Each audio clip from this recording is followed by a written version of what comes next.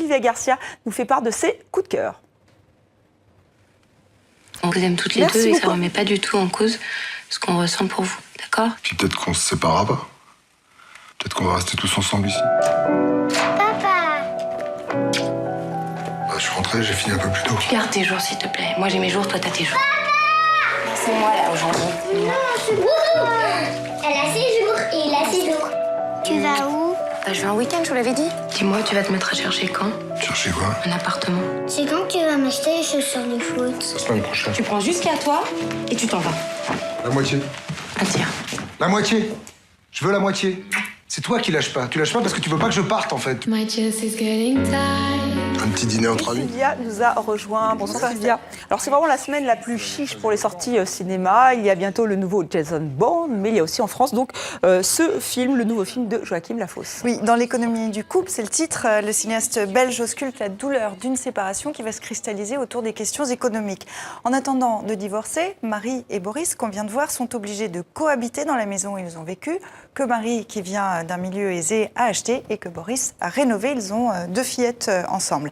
C'est un huis clos conjugal avec Bérénice Bejo et Cédric Kahn. Le spectateur est placé dans le vif du sujet, dans le salon du couple. Il vit avec les personnages pour observer cette mécanique qui se met en place dans ce drame familial.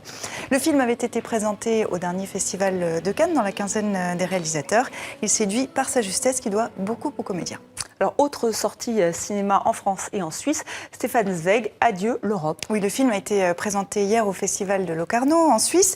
Il retrace avec force les dernières années de Stefan Zweig, auteur germanophone parmi les plus lus, qui a fui le nazisme et l'Europe en 1940. Le génial écrivain viennois se suicidera au Brésil en 1942. Dans Stefan Zweig, Adieu l'Europe, la réalisatrice invite à la réflexion dans ce film dont le thème principal est finalement l'exil, 2 heures dans la vie d'un homme obsédé par le souvenir de sa patrie. Si piensan en las cosas que han sucedido en Alemania. Nos pensées vont vers tous les écrivains allemands qui se voient contraints de prendre le chemin de l'exil, de vivre à l'étranger, ou pire, jetés en camp de concentration. Thomas Mann, Alfred Kerr, Walter Benjamin, Albert Einstein, Stefan Zweig.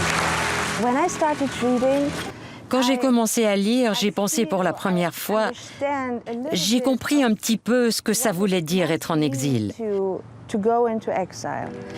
Être à l'étranger, mais avec sa tête en Europe. Je n'avais jamais vu un film là-dessus.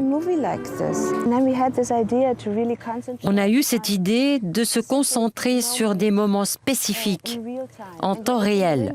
On ouvre la fenêtre et on vit avec lui 25 minutes. C'est comme une mosaïque. Ich glaube an ein freies Europa.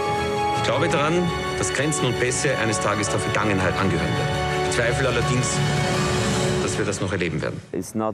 C'est pas une façon classique de construire un film avec le réalisateur qui dit « Maintenant, regarde là, regarde ici ». Habitué au cinéma, je déteste ces longues scènes théâtrales. J'ai détesté pendant le tournage, mais maintenant que j'ai vu ce que ça donne, je trouve ça magnifique. Mi marido hace representaciones, leer, pero desde 6 años no más en Alemania. ¿Por qué? Guerra, somos judíos. À Moscou, cette rétrospective consacrée à l'un des maîtres de la peinture marine. Ivan Aïvazovski à la galerie Tretiakov qui réunit plus de 150 tableaux et dessins de différents musées de Russie. Regardez, vous allez voir la lumière, le mouvement de la mer dans ces toiles. Ce genre de la peinture marine existait déjà en Europe depuis le XVIIe siècle. Mais en Russie, Ivan Aïvazovski a été le premier à s'y consacrer. Plus généralement, son art a aidé à mieux faire connaître la peinture russe. Il était un maître d'art incroyable, avec ce qui séduisait une étonnante maîtrise. La façon dont il dessinait les vagues, leur profondeur, l'aspect translucide de l'eau et de ses mouvements, la façon dont il a réussi à transmettre le rythme et le mouvement des vagues. En ce sens, c'est un peintre absolument inimitable. Merci Sylvia, à demain.